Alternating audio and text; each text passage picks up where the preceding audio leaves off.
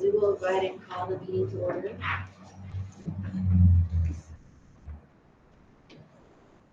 We don't have anyone listed for public comment tonight, so I will skip the reading of the public comment policy.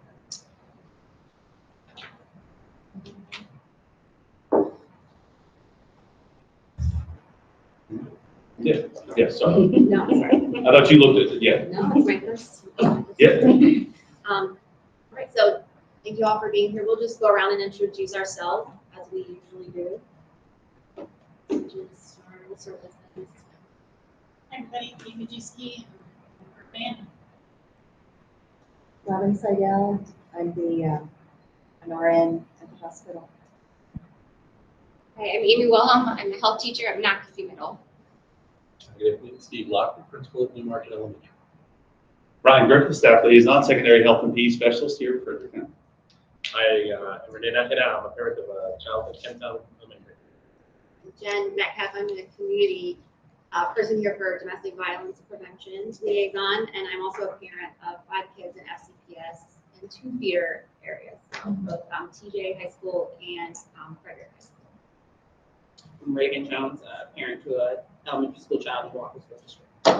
Good afternoon, everyone. I'm James Hitchens, curriculum specialist for elementary health physical education for the county, as well as one of the staff liaison.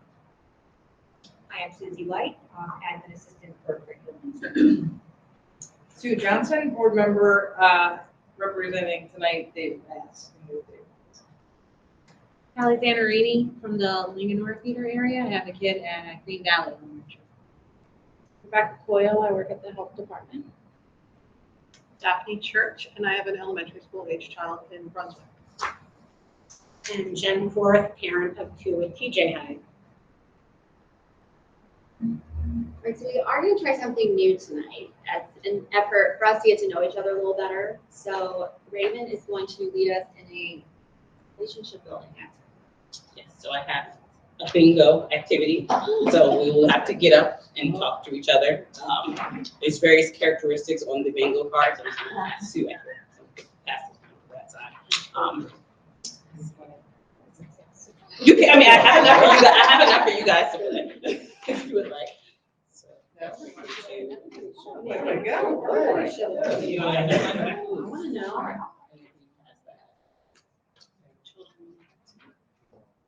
One more. Getting more. One more. can't. And then finally, you're gonna. We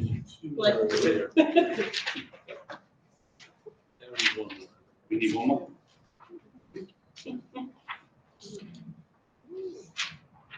All right, so yeah, we gotta get up. Talk to each other. And what are we doing, crossing out? Yeah, just, you write down the person's name once you find somebody, so I'll give you a free one. I don't drink coffee. Don't drink, Raven doesn't drink coffee. Wait, let me ask you. Raven is a party without coffee. So yeah, when you find somebody, write their name in the box.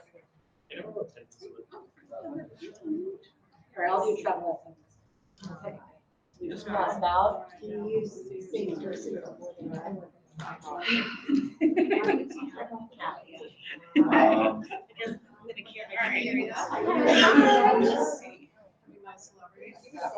Sort of, actually. Sort of my favorite. That was an extra in a movie. Yeah, right on. We're not allowed to do that. They filmed it at the Baltimore Real Estate.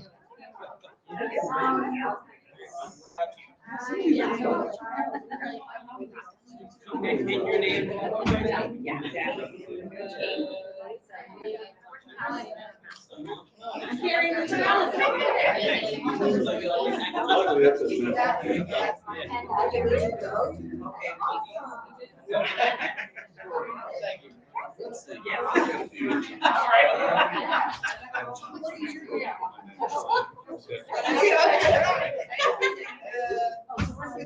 Hurry up, so we can get.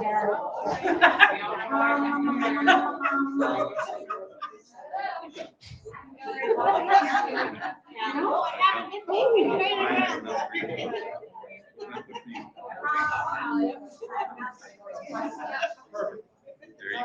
you. All right. Okay, let's see. You want to start with bingo? So we got trees. All right. Raise it. Sorry, it's never been on the list. Yeah, I don't know. You make it right sometimes.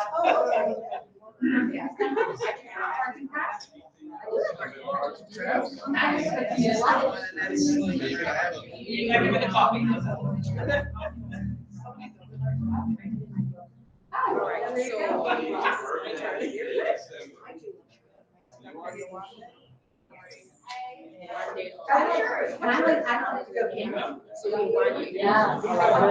so. No, that's okay. This is my first name. I have a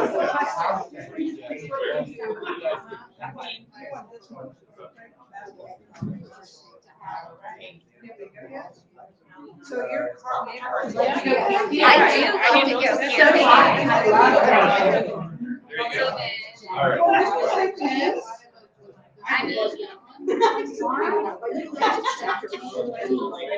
I mean, I do not yet.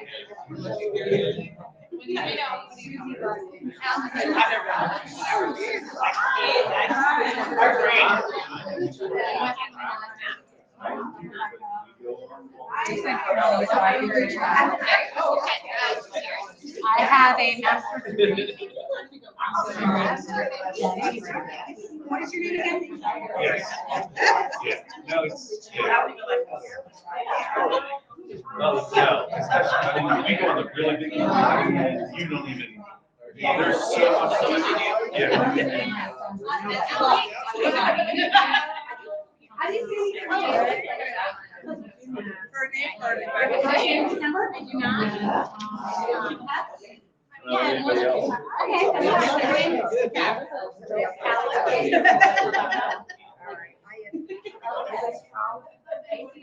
else? Everybody's asking.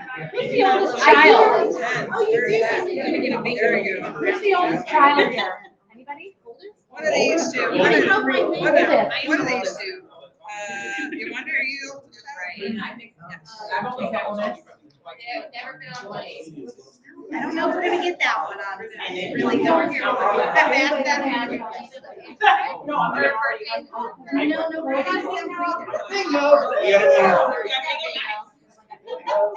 We can keep going. I'm not that I don't have plans for you. Your name is?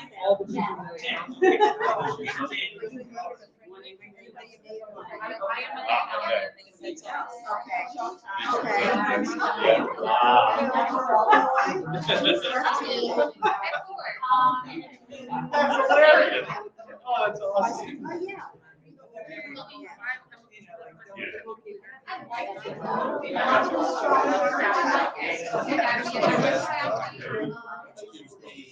Bingo. Oh. Right? We were almost up to Bingo.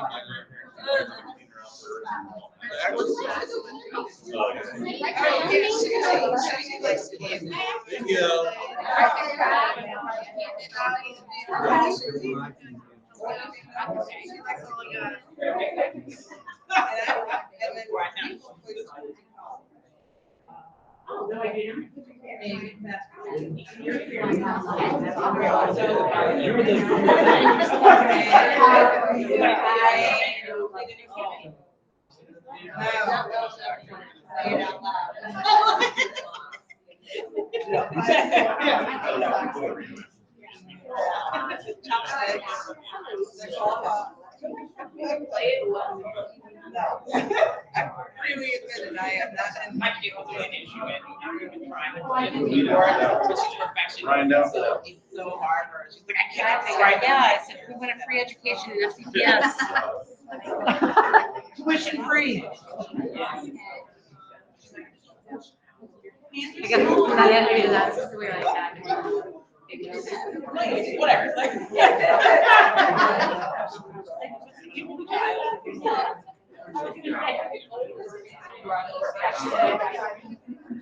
All your, the ones that you need.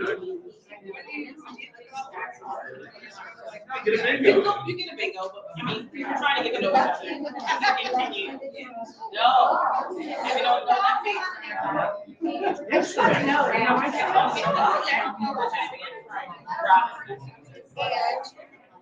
Anybody have Mr. Clay Morgan? You play in church?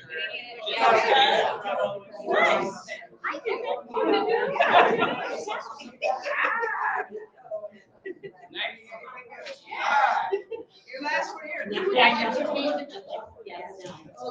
Are you over here?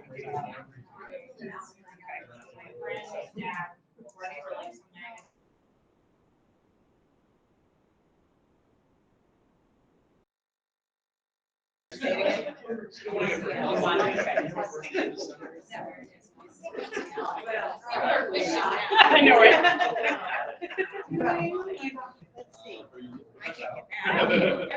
I'm so glad I know who gets the key. I know. My name and I'm my name. Everybody's the champion. That's funny. Thank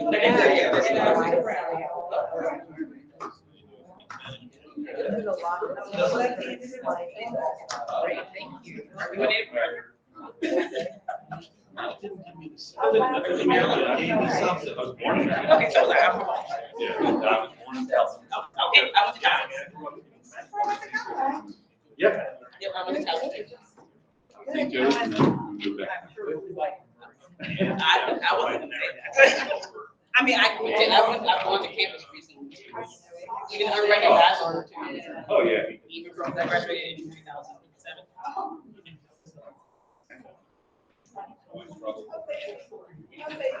No, it was, I don't know, somebody give it time? I think we're good. All right, good.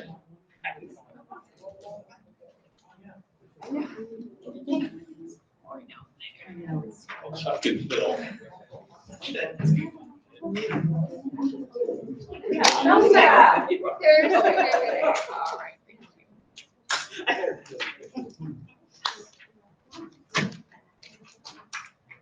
So who has not been in an airplane? Anyone lucky? No lefty, no lefty. No lefty. I'm not a celebrity.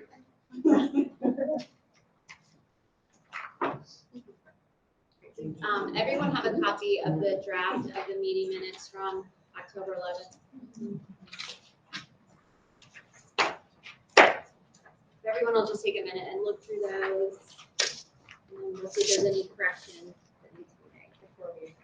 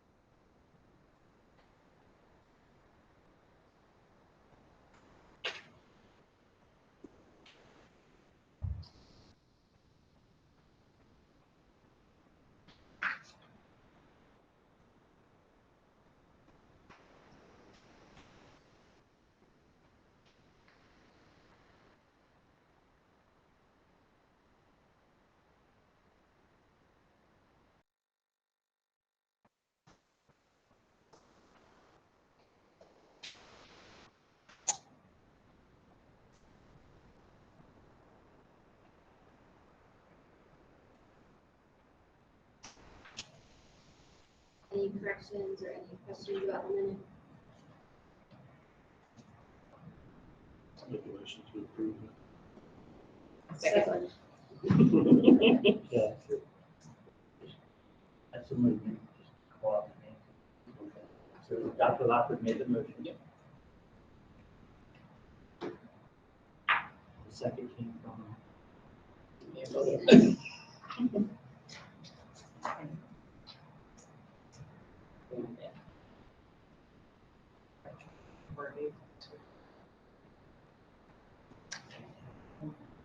Oh, yes.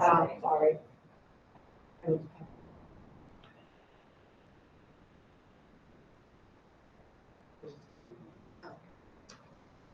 we need to vote? Mhm. Everyone in favor of approving the minutes, please raise your hand.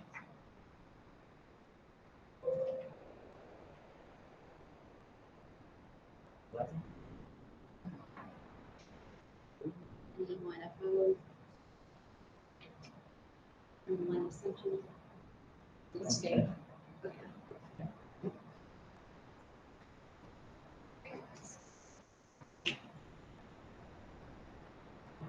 We will move on to new business. So as you all see, we have on here members' credentials. The idea came up of us posting a short biography of members of the Family Life Advisory Committee on the SCPS website so that the public could understand what our roles are here and, you know, how we are representing the community here. We thought that might make people have a better understanding of what we are all like bringing to this committee. But we wanted to open that up for discussion. Because obviously we want to make sure that we aren't putting out information that would be too much information. Our names are already public in the meeting minutes, but our feeder areas are not something that's made public in meeting minutes and things like that. So we just wanted to open that up for discussion, what you all thought would be the pros of that, cons. We wouldn't have to say what, if we're from a feeder area or necessarily or not, so I feel like that could still be left off. Yeah, I think it would be more just to introduce ourselves to the members of the community so that they know who's on this committee. So basically, what I would envision it as something that whatever we want to share, as much or as little as we want to share, it's fine. But it's more to just kind of, in the public comments from the last meeting, there were some things that are you a child psychologist? I believe questions. And so some of us have had training in some of those fields, and so just to kind of mention that.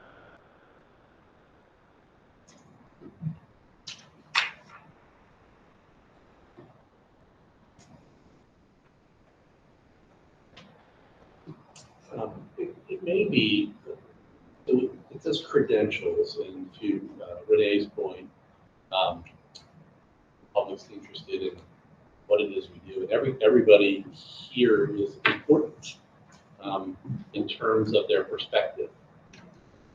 Parents, folks who work in the system or the community or have a specialty area. So I almost think we should agree to do something consistent. Might look, I don't know how it would look if Brian puts a big long bio there and I just put Steve Locker.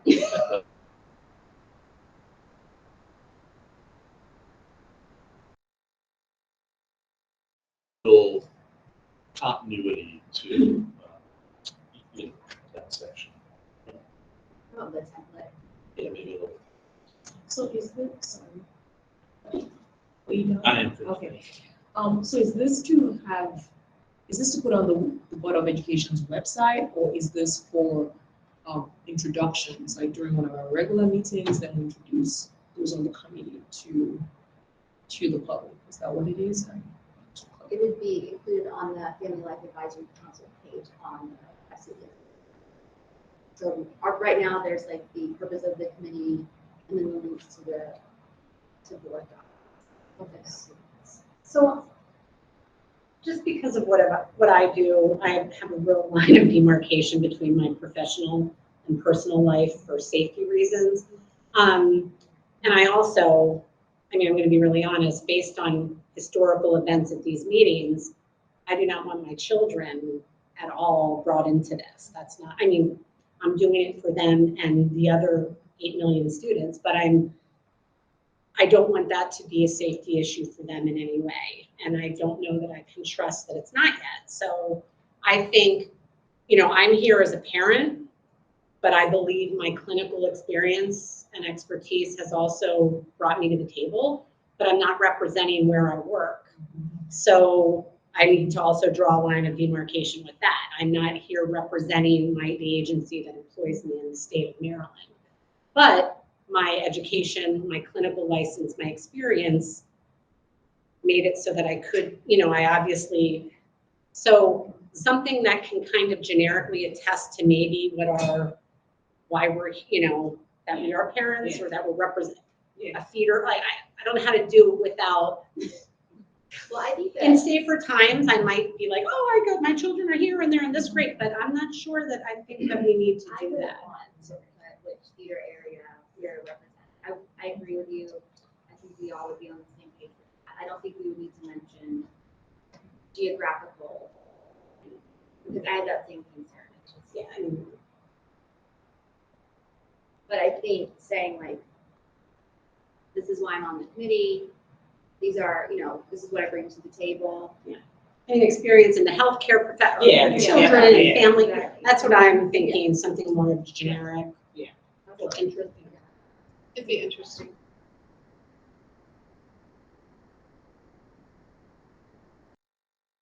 Sort of your educational.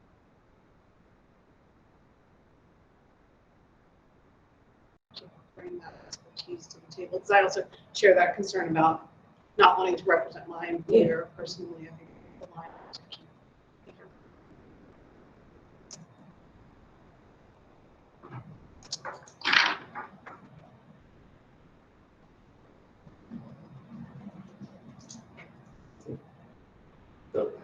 No other committee has this on their website. So I just want to make that clear. When you go into FCPS board, all the other committees, no other committee has the members listed on the website. Now, again, we can go into the notes, we can go into the member minutes, and you can see that information. And so what I try to do is to make sure that sex education, family life, and human sexuality is destigmatized, that we don't have that, oh, it's that sensitive topic that needs to be taught behind closed doors and closed doors only. And that's why we have so many issues, sexual abuse and assault, date rape, go down the whole list of things. So I worry that it might be seen as this is that different thing that we have to consider. And I understand that in the current, there are certain people that look at it and still look at it as something different. But I don't want this committee to be seen as a different committee doing other work differently than the other committees that are out there. My hesitation is it was very quickly screenshotted and spread on Facebook. It would take 2 seconds for our names to get out in widespread. So I have some hesitation. I mean, yeah, it does take a few more steps to get to the board. So if it's not something that other committees do, then we're certainly not, we're still transparent. Anybody can come to this meeting. So then what are we, again, I'm not like, I don't want to be under a veil of like secrecy, but if no other committees do it, I'm all about consistency and across the board. I think that makes things look more legitimate. So, people can come and see and observe if they're really interested. I agree with Jen, like, let's be consistent across the board. There's no point trying to do something different. That said, I totally agree. It would be helpful for me just to understand, like, just the hints of the impressive qualifications of this group.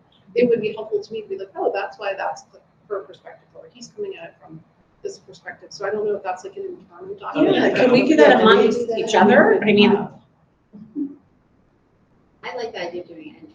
And I think, like, to your point, like, because, and everyone knows, like, last year was a different year for this. What did you say? 20 years had been free public comments. And then you all saw, like, last year, we were publicly attacked in some ways by members of the community who were making accusations and talking to us and about us in ways that weren't true. And so we thought that, and that was one of our thoughts, was that if we went ahead and kind of put it out so that the community could see, we are volunteers. We're here because we care about kids, and we're here because of our life experiences and our subject matter expertise, and that's why we're here doing this work. Not, whatever. But so that was our reason for thinking that. But I think, for sure, I think maybe first place is just with sharing that with each other. Because, And keeping it internal in the sense that we could have something with our, backgrounds presented in times to, clarify our credentials. But it could remain internal. And if you come up with a blurb about what the committee is and that the meetings are, then that I feel like you've done your effort to get, people are really interested. I think nothing's really internal in a public Yeah. meeting, so Yes. if we're, Present. yeah, it's gonna be in the minutes. Because we talked about doing the bingo with that type of stuff, but kind of had the same hesitation. But you don't want to have like those conversations or talk about exactly what you do for a living and so on and so forth. And I agree, it would be nice to kind of know some of the background and experiences of folks that are sitting at the table, but I also recognize, the concern that being shared.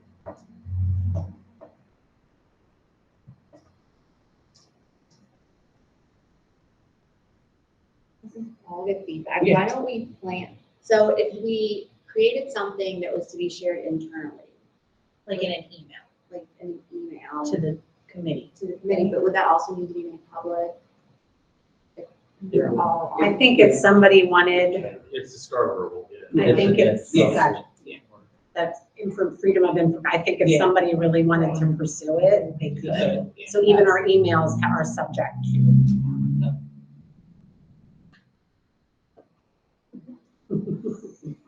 Hey, what's our depth of minutes here? We each took 30 seconds to give a little introduction and talk about some of our experience and what we're willing to share. Are you capturing all that in the minutes? Look, every person? Not that. I didn't see that either. No. We were just But it is like, it's recorded. It's recorded. It's recorded here.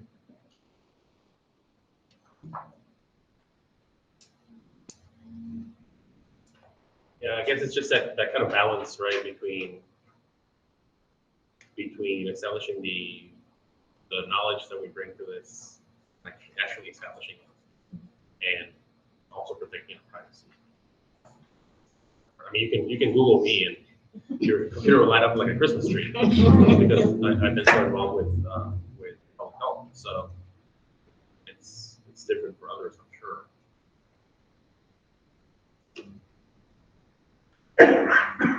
Well, do we want to?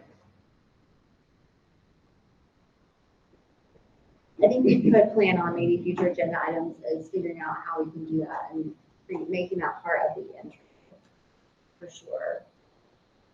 At a future meeting.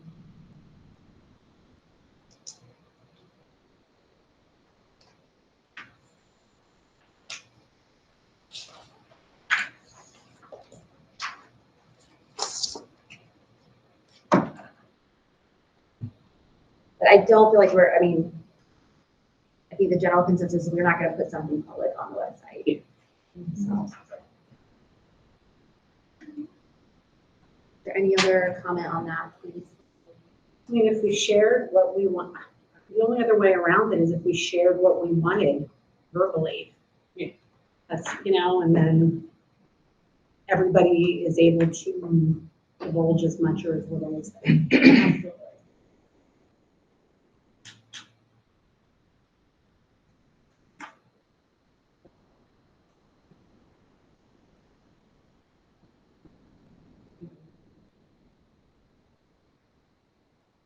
So the next discussion point is resources to support parents.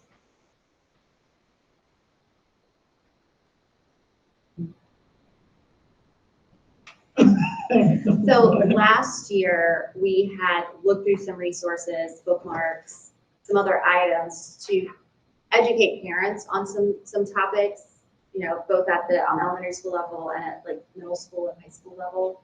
And so we wanted to bring that back up to see, is this something we would like to revisit? Do we want to help speak into those resources for parents? And then move on actually getting those distributed through the proper channel. I think we should, because I know we had a decent amount of comments and some of those pieces that we were shown that needed tweaking, right?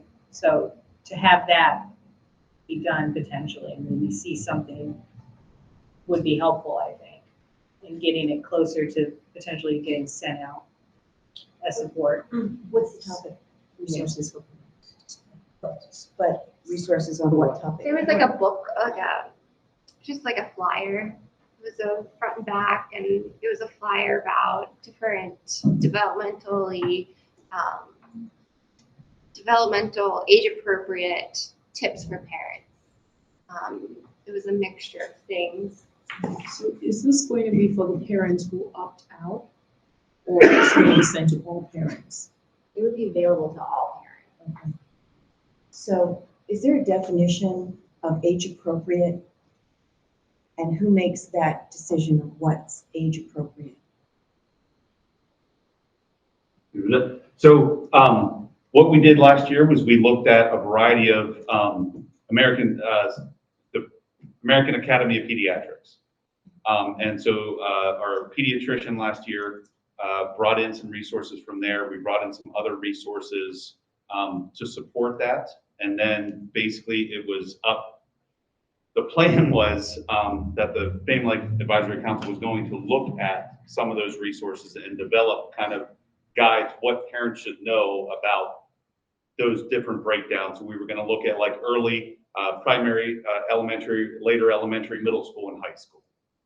And this committee was going to just kind of figure out maybe a little magnet that could be put on a refrigerator or a bookmark or one-pagers.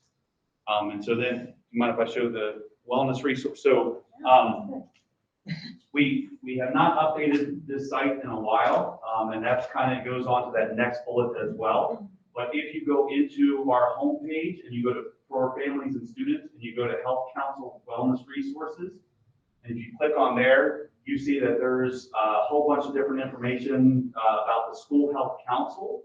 But as part of that, there's all these resources over here on the right-hand side that just talk about what each of these different things are. And then there's also these things called health briefs that we also have. So years ago, we created some of these health briefs. So basically what our thoughts were that we could develop some resources to add on to and update this site. So the dissemination plan would be to put it on this site, and how else would you advertise their availability? So more than likely through a Find Out First system. Okay. One of the other, and this is Brian speaking, no one else. What I would love to do is to have like a parent night. What do you need to know? And again, not really talking about curriculum, but just work with our partners to develop a presentation to support parents and how they can talk about sex, puberty, menstruation, all those topics that a lot of parents have difficulty talking about. Okay. And again, this is only my second meeting, so I'm trying to get a grip on all this. So you said this was a flyer with, so what? Bookmark, I think it was like a bookmark, one. We had a couple You of did have different. examples. So I guess we wanted to see if this was something, there we go, that the committee wanted to revisit. That what we'll do is actually bring the materials to the January meeting for us to actually look at, edit, mark up, talk about. But that was an example. So there's like a bookmark option. We could do a flyer, magnet. We were trying to think of something that would be easy, that would also like direct parents to the website for deeper dive into information, but something So that's just direct like them to this website? to the FCPS. Yeah, I It'll be mean, on the whatever. FCPS. Yes. To that web page that would have deeper dives onto those. Okay, that's what I was trying to say. What, like the exact information in this, because you look like you have a wealth of information in these tabs. So you're just trying to get them to this. We're also trying to give them like an actual tool for like conversation starters, things they might be able to talk to their kids about, if stuff that could go along with the curriculum that their kids are gonna be. And all that on a magnet. So like. No. It takes up the whole refrigerator. Okay, yeah. No, these A would lot of be probably 1 to 2 page documents that we would have available for early elementary, later elementary, middle school, high school. So for various. So I think those are all wonderful for the parents that read. Because there are some parents that obviously don't speak English and do not know how to read. So I like your idea, Brian. And I know you said that was just your idea.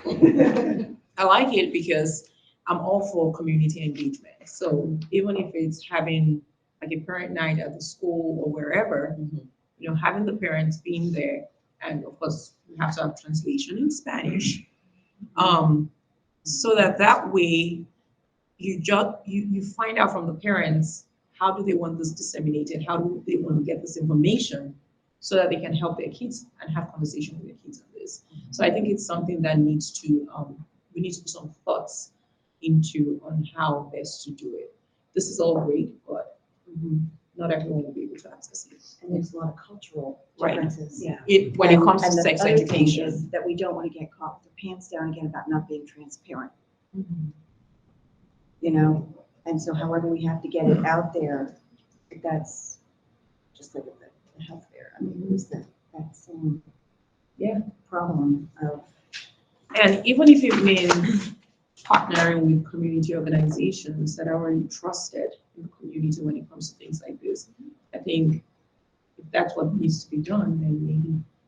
Well, there's like Vermont Middle just hosted one. They had an evening. They had someone from the state's attorney's office was there to talk about internet safety.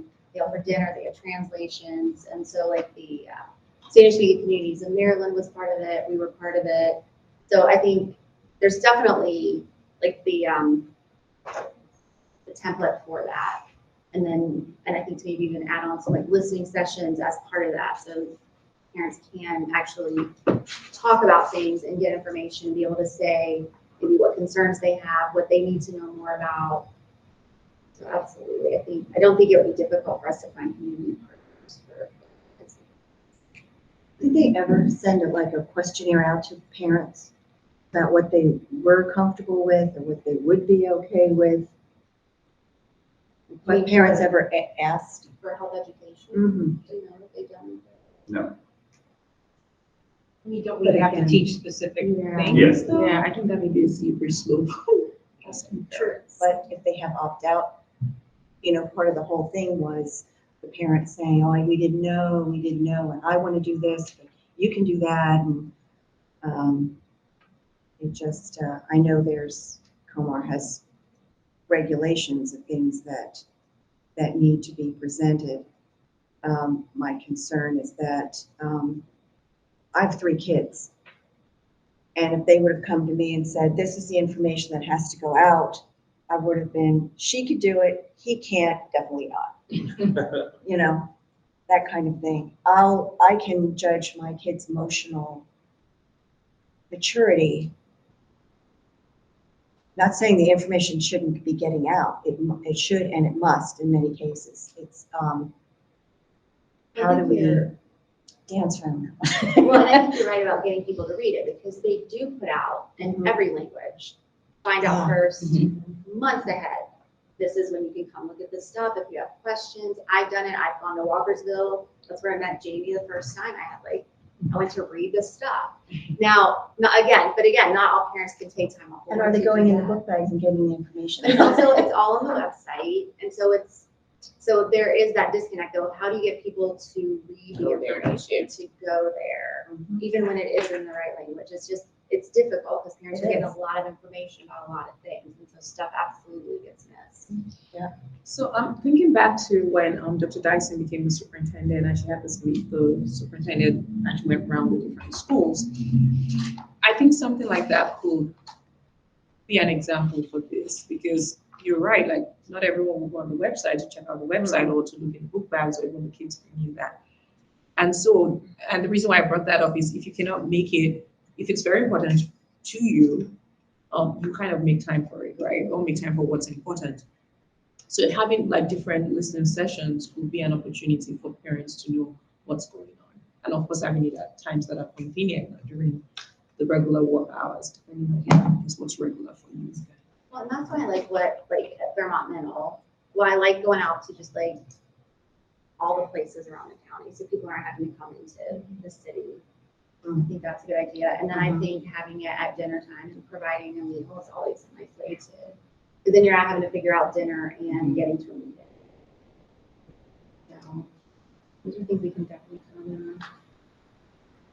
I do think, though, that we should get back into the wellness resources. I think we should bring that back in and see if we can make progress with that. I think you're right. Because even if not everyone gets it, the parents who do get it, the caregivers who do get it are going to benefit from it. Really recommend including on those resources that cyber piece. The students have access to the entire internet with the cell phone, as well as on platforms on Xbox and PlayStation and all that. So even like the cyber tip line, that organization. So I think that needs to be a big part of it, the internet safety.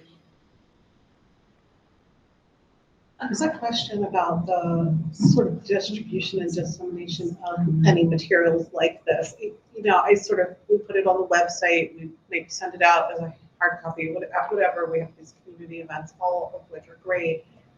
Is there also a mechanism for the educators to know these things exist and really be empowered to know, like, oh, I'm hearing this from this family, let me make sure I can get them that resource? Or is that sort of like a default thing that will automatically happen? Or is there more we can do to kind of arm these trusted educators who are, you know, part of the family? I think that's a partnership with the school media specialists. Because that's their job. Yeah. I'm not sure if I will directly answer that question. So if I don't, let me know, please. But with our staff training, the educators who get trained, again, training is required. In many cases, many topics, it's an annual training. And the community engagement piece or the communication with parents is a required element of each training. Speaking for the elementary folks, that's what we have to do that. And that's the way it is done.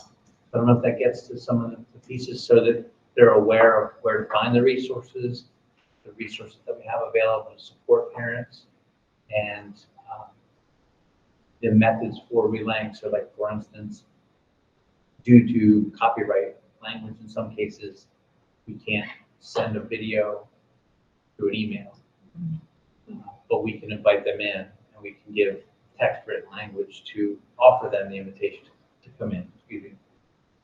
But those pieces are in play for the elementary schools in terms of making the educators aware. These are classroom teachers, school counselors, the principals are all made aware of what exists and where to find it. We also have regularly updated materials on our internal website. That's usually where we direct teachers to go.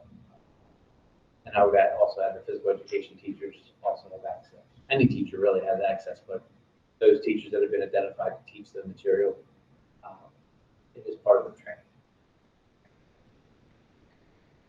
So we've talked about lots of things. And I guess I'm getting a little muddled because, so we're talking about developing a small collection of information resources, which we'll point to from the website. We're talking about some actual physical, like creating or printing some physical things. And then we're talking about events. So this is ambitious. I mean, I think it's great. I think it's a great idea. I would just caution that we need a lot of resources to do something like this. Even just maintaining a website, you have to make sure those materials are always up to date. I guess I wonder, I mean, I think it would be great to do something like this and maybe call it a pilot, at least internally, and do metrics. how many people are we reaching? What are our goals here? And how do we measure outcomes? You know, I think that's kind of where we might want to start. It's like, what's the outcome?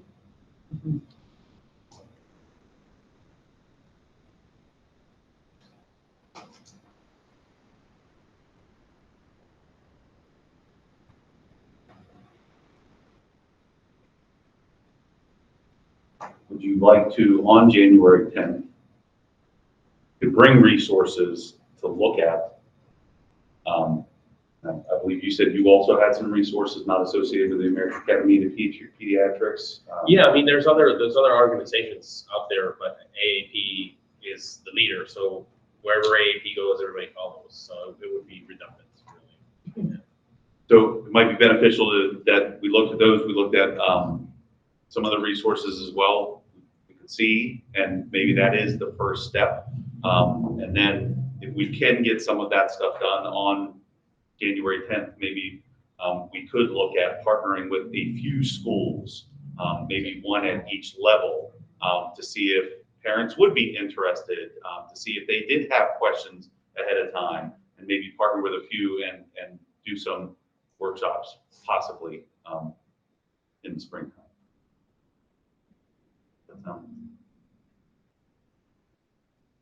And again, I think with that wellness resources, if there are things that you have, and again, I understand the disconnect with your organizations or stuff like that, but if there are resources, we had it up there. Partly House created a human trafficking resource for us. I thought it was there somewhere. I don't know where it is though. A few years ago, 4-page document that an intern created or someone, very nice infographic. That was another resource that we were able to share out.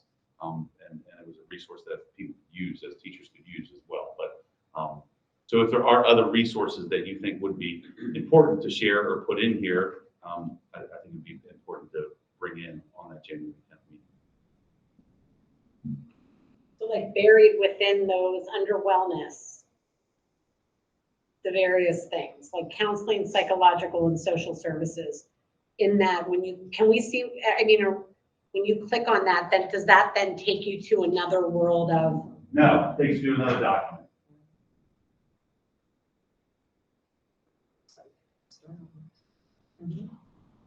So in there, you could get into mental health, suicide, or whatever. Menstruation. A resource on menstruation, have a resource on puberty.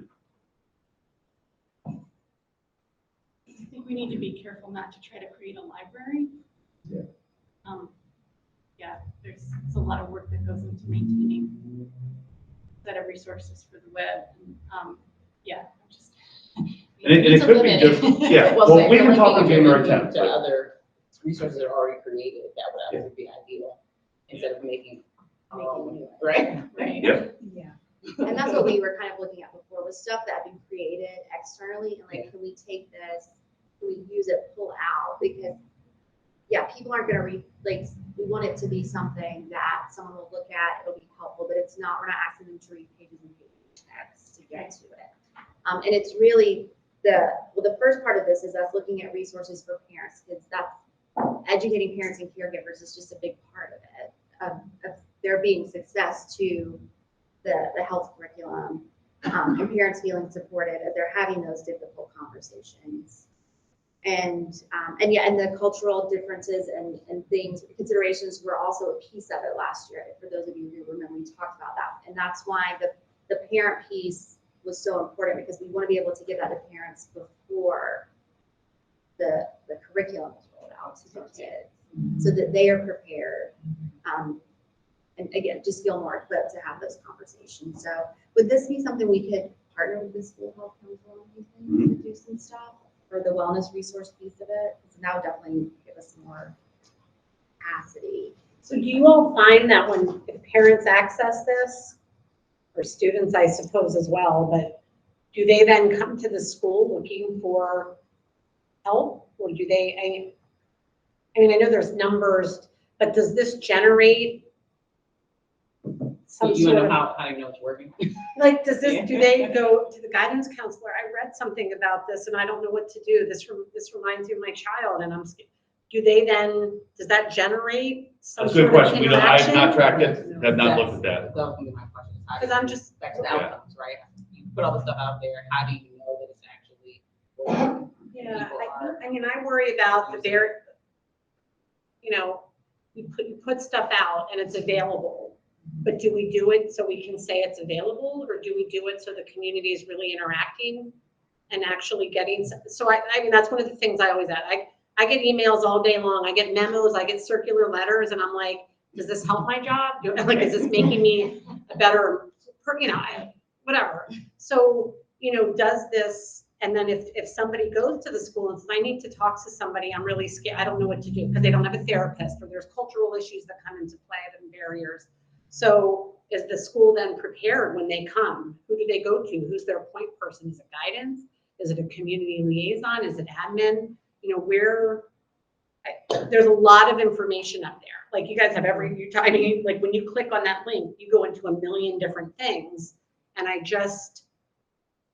the people that truly need most of this help are not going to sit and read documents and go, oh, I can look up that book from the American Pediatric Association, or I can read an article from the Journal of Psychology. Like, I worry about what's in place to help these people with the follow-up then. And their reading levels. I'm sorry? And their reading levels, they don't Oh, all I mean, have the I think that's- capability it to. doesn't even have to be the language barrier. I mean, it's just literally, it's a culture, it could be socioeconomic. I mean, there's a million layers that could come into I play. think that's why we were really looking at very small things last time. And, you know, yeah, it's funny to think about a magnet going on the fridge, but what if that magnet tells you what consent means in like one or two situations? You know, like that to me is what these resources are more so. I don't know if this is a good example that you pulled up. I'm No, sorry. But like, that's how we looked at it, I think, last time, and I think that's what we should continue to do. Infographics. Yeah, like easy to view, where less words and like more things like that. But that doesn't obviously have anything to do with, oh, you know, my significant other is abusive to me in this specific way. What am I supposed to do about it? You know, like, so. Campaign, that's what we're talking about. Well, yeah, and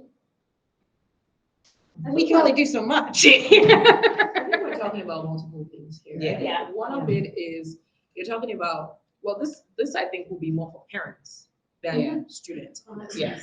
And I think this is a good resource for parents, instead of coming through like multiple websites trying to figure out what exactly do I need to talk to my kid about.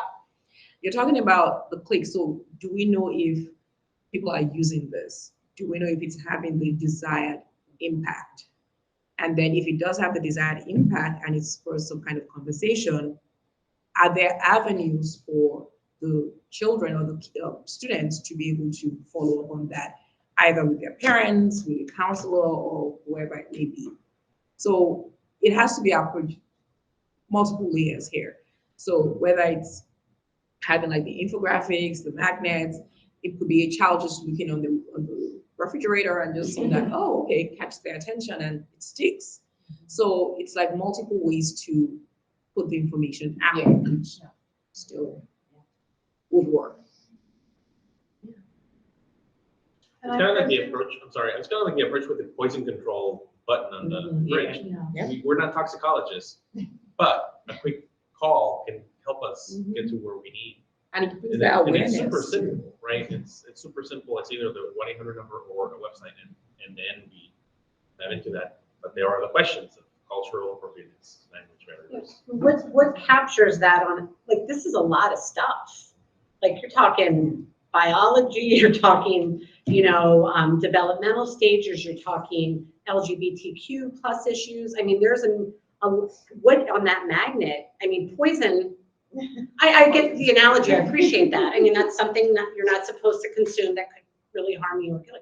But what on that magnet catches, what's the difference between somebody with DV that they're worried about and a kid that's struggling with transgender, you know, in their community? Like, what what encapsulates that on the magnet? And that's what I'm trying to, or there are various ones, I don't know. Yes. What, I think that would be, like, because they pulled up one earlier that was just a consent, it's a bookmark about consent. So that's, you know, having a parent look at that and like potentially speaking. It had different, I think on the back of it, it had like elementary school, talk to your kid about consent. Middle school, talk to your kid about consent, like in this manner or in this manner. So, because, you know, to a kindergartner, it's a completely different thing than to like a senior in high school. So that's what I mean when I think I want like the specific specificity of resources. Because obviously there's too much stuff. There, I mean, this would be a whole page of things. And we don't have we can't look at all that. So I think we need to obviously dial in on a Well, few and that's things why that we think we can having- get rolled out. Yeah, in January, I think that's what we can do is really kind of Yeah. figure out what would the priority messages be? What do we want to, and then focus in on those. Yeah, if we have something in mind that we potentially had looked at, or if somebody has something that they're like, wow, this looks really good already, potentially. And we could get to the point where we could, you know, send it out on the first day of health class as a packet for the parents to see or something like that. Oh, yeah, I just, like, we have so many purposes, so kind of like narrowing Yeah, you get focused. Right. it down, like, I think our goal in general is to equip our community with, I really want to emphasize the actual curriculum. So we do need to educate, especially with the elementary level, with MSD. I think that's a good piece, and having those community events is really important. So also gearing that, equipping with knowledge for the family life curriculum as well as community resources. This could be a general goal.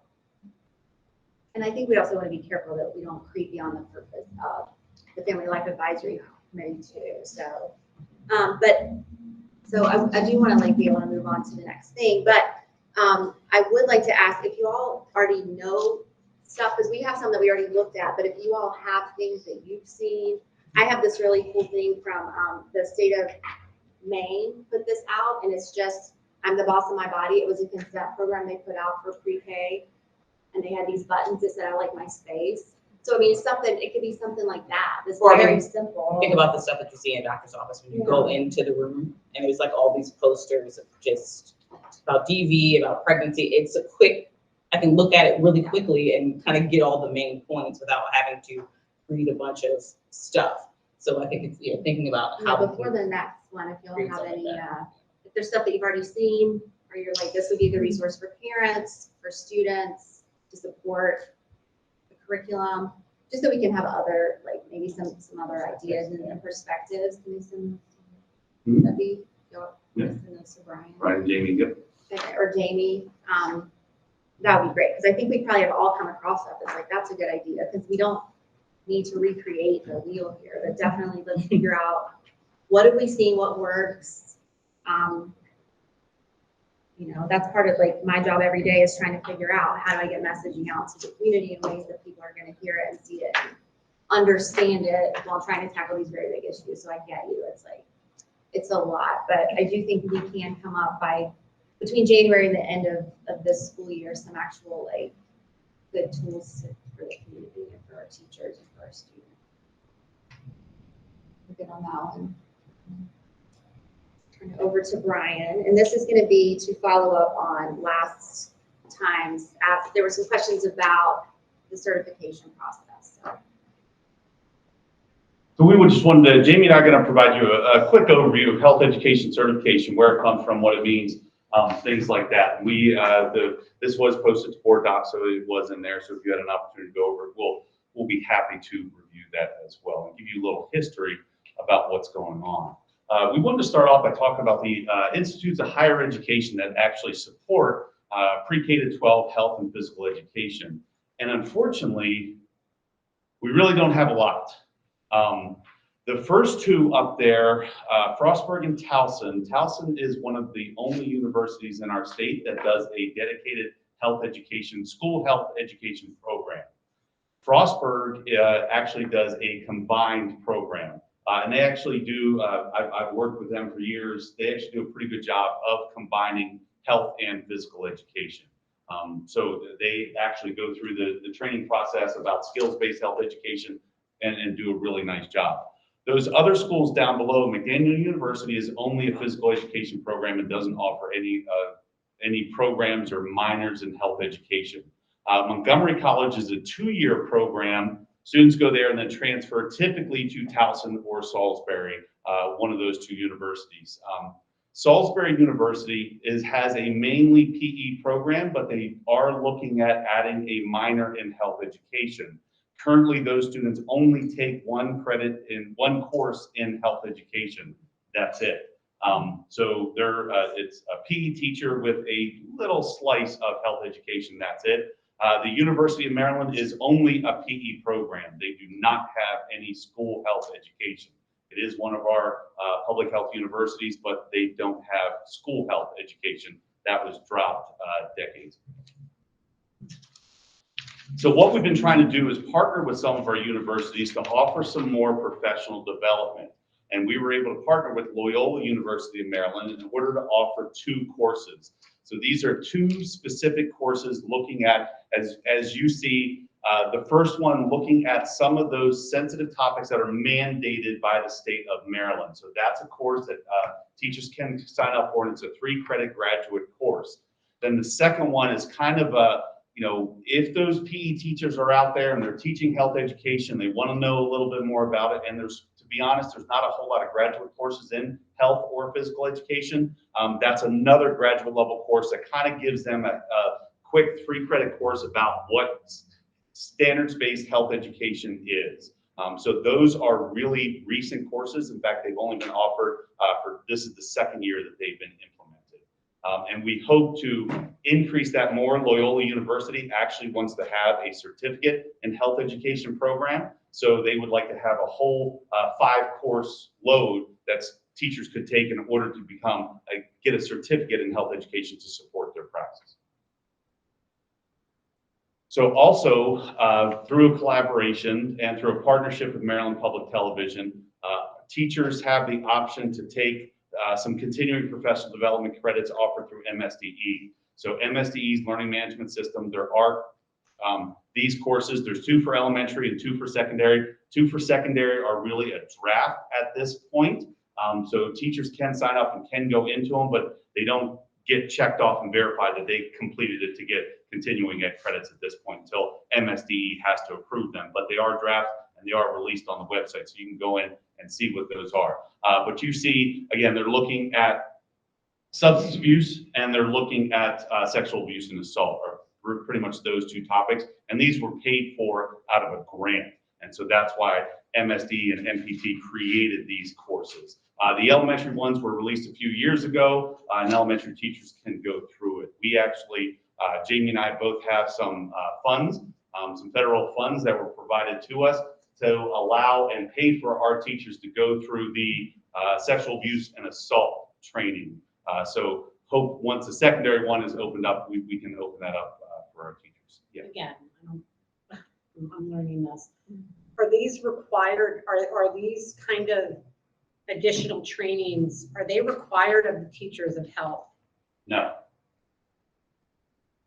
So they're not, they're elective, or they're, by choice, or? Right. Yeah, so if I make this step, in terms of the context of this presentation, the conversation, as I recall in our last meeting, there are, and the point I think Brian's already made, there are limited avenues for becoming a certified health educator in this state, and even some of our neighboring states. Limited avenues.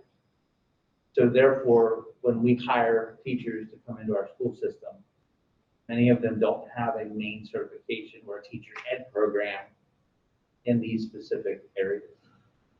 So anything and everything we can do from our curriculum office to equip teachers with knowledge and skills to perform in front of students and to share the most current relevant information, that's what we like to do. We don't have statistics with us right now. I think it would probably be compelling to actually look at it, but to see of the teachers that we have in our county that are teaching these topics and these subjects, how many of them took a 4-year certified teacher ed program?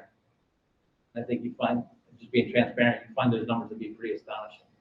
Because there are no programs, there's very little programs out there available to provide this content to certified teachers. So to get more directly to your question here, they are not required, but they enhance the practice of our teachers if they are encouraged to take them. But they're not required to take them. We would certainly encourage it, but it's not required. Teachers have to take 6 credits every 5 years in order to become recertified. So we kind of send these out as, hey, if you need some credits, here are some courses you can take. But continuing ed, you can go through and go, oh, I like that one, or I want to do, I mean, that's not right. Yeah. So my question, again, I'm trying to learn this process. So there's a curriculum out there that they're technically teaching at the various levels. If they are not coming well-equipped in health education per se, how are they learning the curriculum that they are then imparting on the student? I mean, am I getting too in the weeds? I'm sorry. No. Because that's what I'm like, you know, you're talking about magnets so parents get aware, but the people, I'm curious who's teaching the like. And that's why we're doing this presentation. So we've had very limited time with professional learning with our teachers especially over the last 3 years during COVID. We try to pack in as much as we can through providing resources, little videos, things like that. But we don't have a whole lot of face-to-face time, pretty much 3.5 hours I had with my teachers this year. Now, luckily, my bosses were able to give me a half day for my teachers. So we were able to pull out a point of contact from the high schools and from the middle schools. And we had another half day in order to go deeper into with family life and human sexuality and some of the other sensitive topics. But that's why we are sharing this information with you. It is I mean, I'm maybe I'm naive to have thought that there was much more done behind it. I'm really. It's to a larger issue that we as a society have not prioritized this type of education, and we've shoved it in places. And so then we put it on teachers. I know. And I'm not saying teachers get to be the catch-all for everything because they spend the more hours with our kids than we do. So I'm not one of these people that thinks teachers have to solve every problem, but I mean, if we're talking about this is a critical way to get through to kids or to get information out and to educate or just to redirect to appropriate places, it's really unfortunate.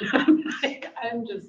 And that's why we partner with the Hartley House. And so the Hartley House, again, I am not a domestic violence expert.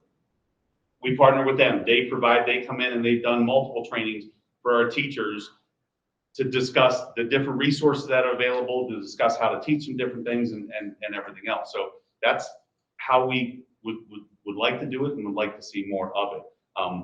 But again, my previous experience, I worked at MSDE, and I can tell you that school systems reported that they had 0 health education teaching jobs available. And whenever they report that says that there is not a critical need for health education. So then MSDE reports to institutes of higher ed, well, there's no critical need because the school systems are reporting that they don't have a need for health educators. So then institutes of higher ed say, we can eliminate this program. So that's just the real, and I'm sorry, just giving you. No, I mean, I'm learning as I go, so I'm like, wow, I'm thinking, in 2022, the complexities of what our children are dealing with are it's beyond right now. So I'm, We talk about the number of kids that are addicted to pornography as little as 7 years old. Sorry. Getting back to our presentation. I'll talk forever. Yes, sorry. I was just wondering, because you showed some the limitations with fewer schools in Maryland. And I know you're partnering with Loyola University. So does it have to be a school in Maryland? Because I think there are some schools that offer online programs that teachers may be even more flexible for teachers to be able to get a certificate? There are some out there, but it's, again, when you look at school health education, not public health. And so that's the difference. So yes, there are a lot of public health ones, but when you specifically look at pre-K to 12 and the expectations of that teacher, there are some out there, and we partner with them. Our national association has shared some of those resources. We've shared some of those resources, but it really is few and far between. And does MSDE dictate what teachers have to do? Or can FCPS have their own? So that's what we're getting to next. Oh. So the Code of Maryland regulations, have, Yeah, Sue wants to say sorry. something. Well, I think we're kind of like, excuse me, I'd like the committee to do their work and just be observed, but from the comments I'm hearing, what I truly think would be beneficial for every member of the committee is actually to read the annotated code 13A.04.18.01, because that frames everything. If you've not read that, I've just been reading it through here now because it's not like one of my committees, but it says what you need to do. And it has in there on point F of this health certification.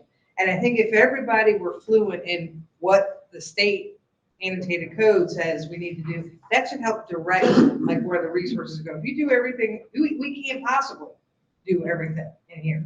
But I think it could give you a framework for what the state is mandating to do, what the local jurisdiction has the purview to do with respect to implementing these programs. I think that's a good basis for every member of this committee to just start with. And I don't know if the committee leadership would send that out or if you wanted to come from the board, but I think that would really help set a foundation from which everything else can kind of spring off, because the health education certification is like point F on this stuff. And I think if everybody was fluent with 13 point, the whole thing, 13A.04.18.01 parentheses A, that I think that would really give a good basis. That would be my suggestion. And as a committee of the Board of Education, I would like to see that, because this is what we need to go by, what is in the annotated code. And you were going into that on this one section falls into one of those bullets of the annotated code. And we were looking at, so we were sharing the bigger picture. We did share COMAR. We talked about the COMAR 13A04.18 previously, and I think we can easily include that in the minutes as well, and highlight that section. This section that we're talking about is the general certification process for teachers, and kind of what goes into that. And again, all the links are included inside the presentation as well.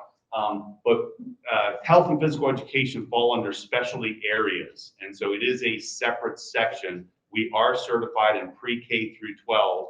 So you see one of the examples in there is the experience requirements, 6A3. That's our internship. We actually go to an elementary internship program and a secondary internship program. Whereas some other teachers, if you're an elementary teacher, you may only go to spend 18 weeks inside of an elementary program. But health and physical education, because of our K through 12, visual and performing arts, the music teachers, those all of us are identified as specialty teachers. So we kind of split our time and have experience in both of those different things.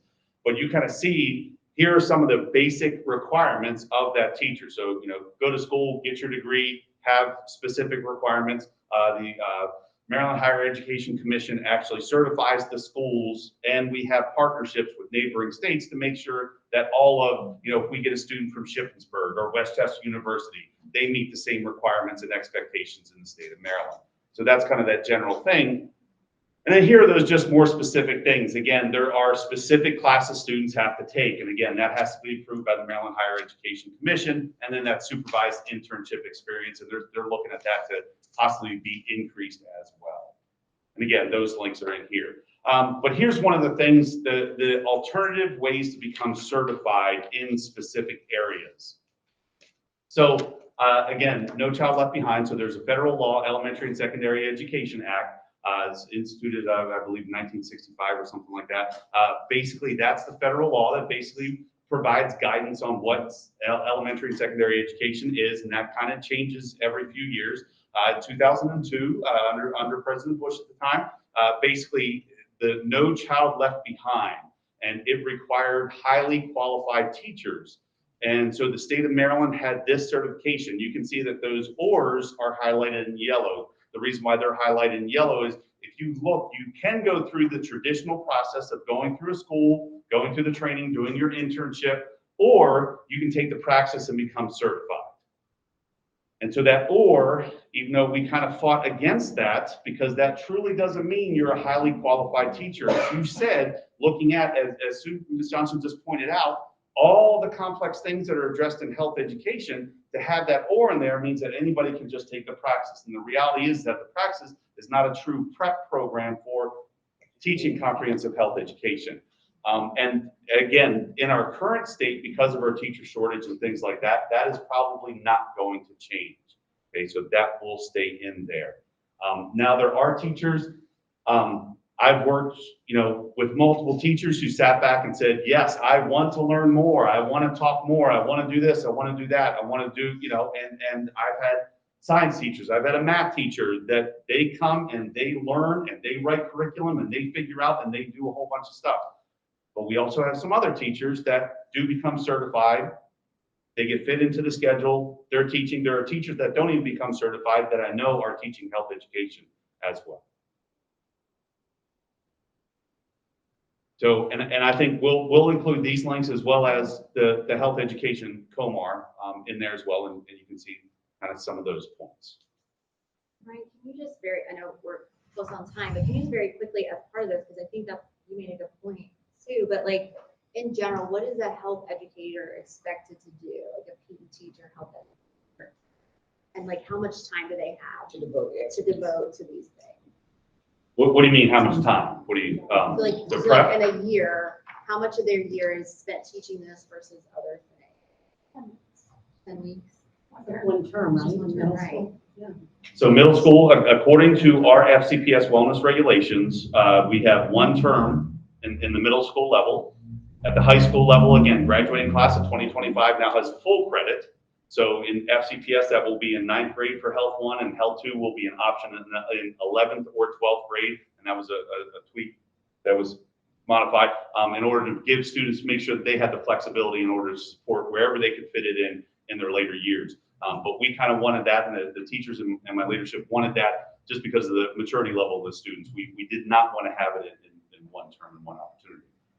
But yeah, so 9 weeks, 6th, 7th, and 8th grade, 9 weeks in 9th grade. And again, that's about 40 to 45 minutes in 6th grade, so about 45 days of 45 minutes.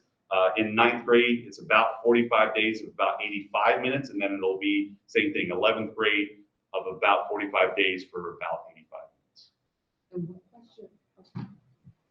Question. So there's the health education, and I think under it is also physical education. So Two separate. they're two separate, okay. Because, I was just doing a quick Google search and I saw there are some certificate programs for health and human sexuality. And some of the ones that I saw said for educators. Now, I didn't go didn't look at it further. So I'm asking because will something like that's not just health education, it doesn't say health education, and I will read the COMAR to see what the specific requirements are.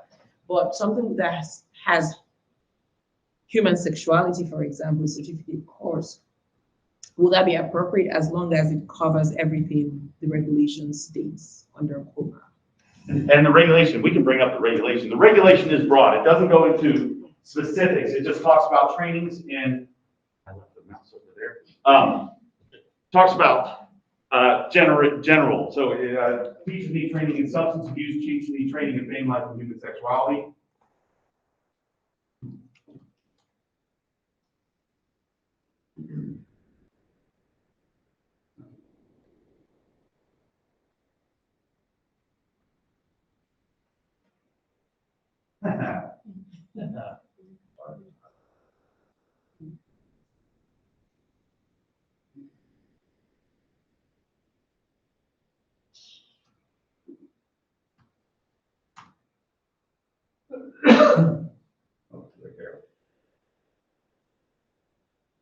love when it changes.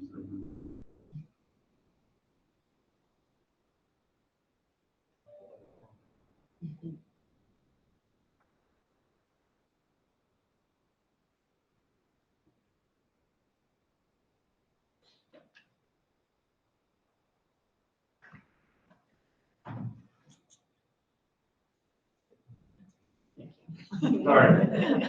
I look up, I'm blind as a bat, so. So I believe, Ms. Johnson, this is what you were talking about. So specialized training, skills-based health education, drug addiction and prevention, family life, human sexuality, prevention of sexual abuse and assault. And again, those all relate to state laws that provide guidance on what we teach in health education. So this is broad. Yes. Yeah. When Brian mentioned us coming in to train, we're going in to train these same people on violence prevention.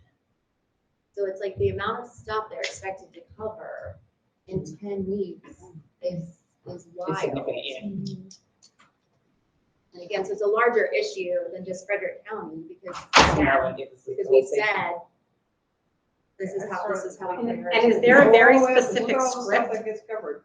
Look at all of that. It's all under that umbrella. And is there a script? Like, I say that loosely. I know, yeah. No. No.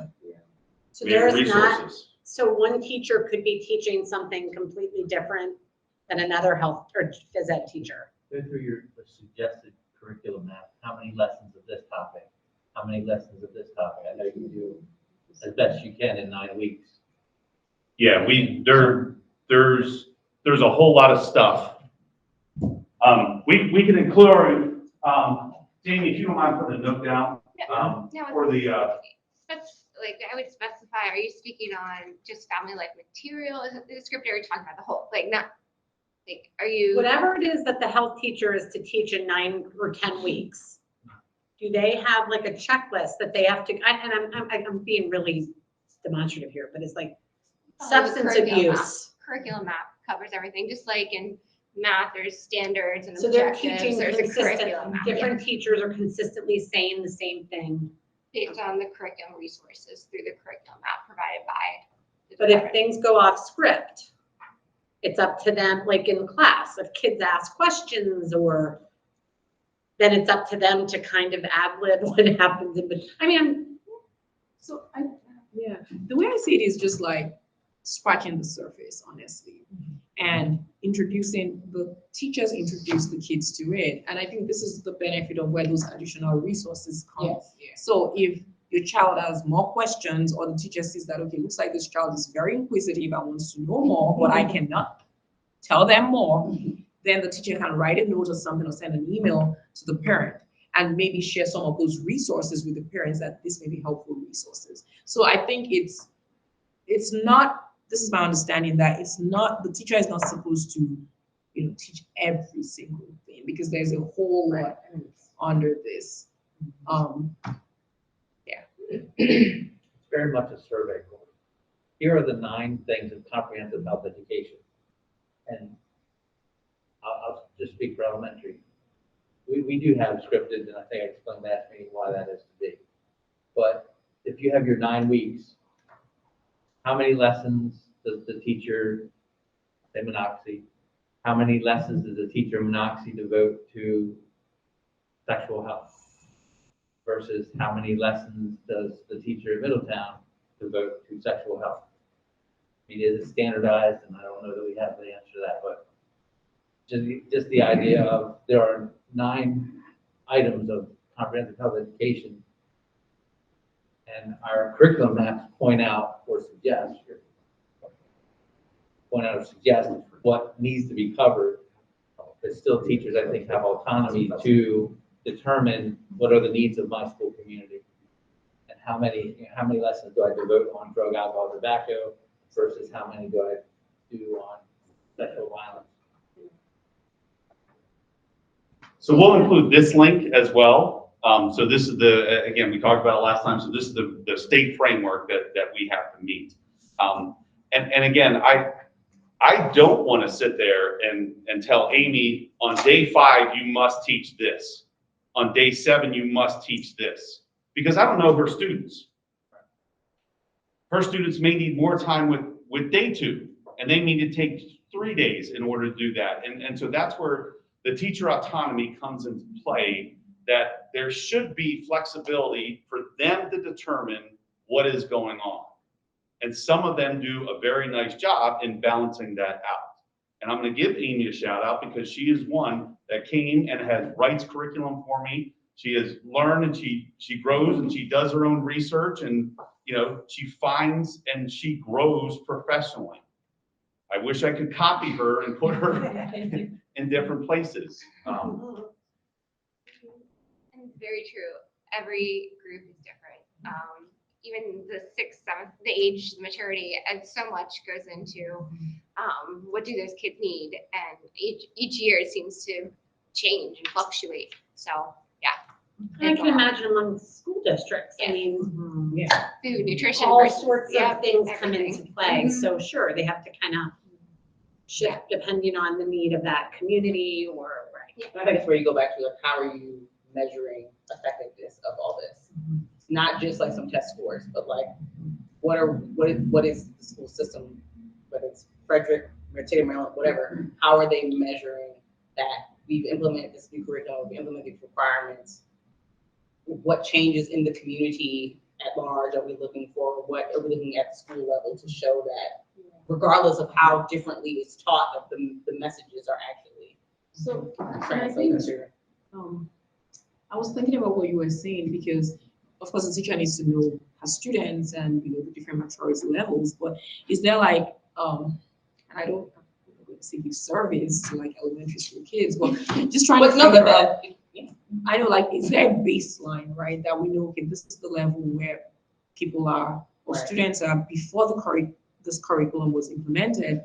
Now, after, what does it look like? So just trying to measure, I guess, impact, because I feel like some of these things are things that, okay, you pour that information out to them, some of it will stick, some of it will not stick, but when it comes a time when they will be in need or need to use that information, it's going to be shocking that it will come back to them.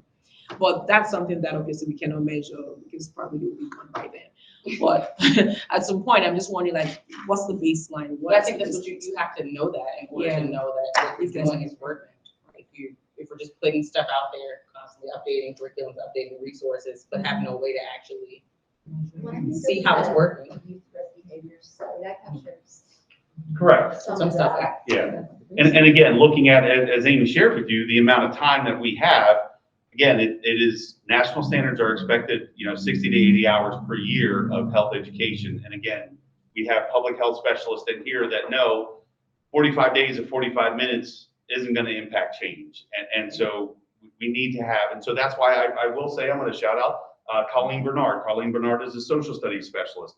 She actually incorporates some substance abuse information into there. Like in So reading or something, like yes. math. So we do try to incorporate topics into other areas, and with that main health contact person as the one person. So media specialists have resources. English language arts, they teach some things as well. So if we can kind of piece all those things together, hopefully we get to those 80 hours of health education a year. But it's difficult. We wanted to present to you the issues that are currently happening. Jamie and I have been doing this for decades. We're happy to talk about the history as well, and some of the other things that are being addressed. But we hope that we kind of answered your questions about certification process and who's out there and what's going on.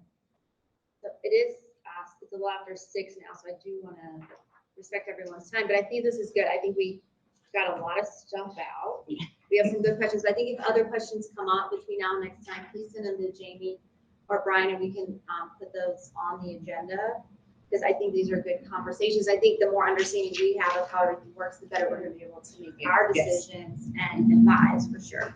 So, does anyone want to make a motion to adjourn? Motion to adjourn.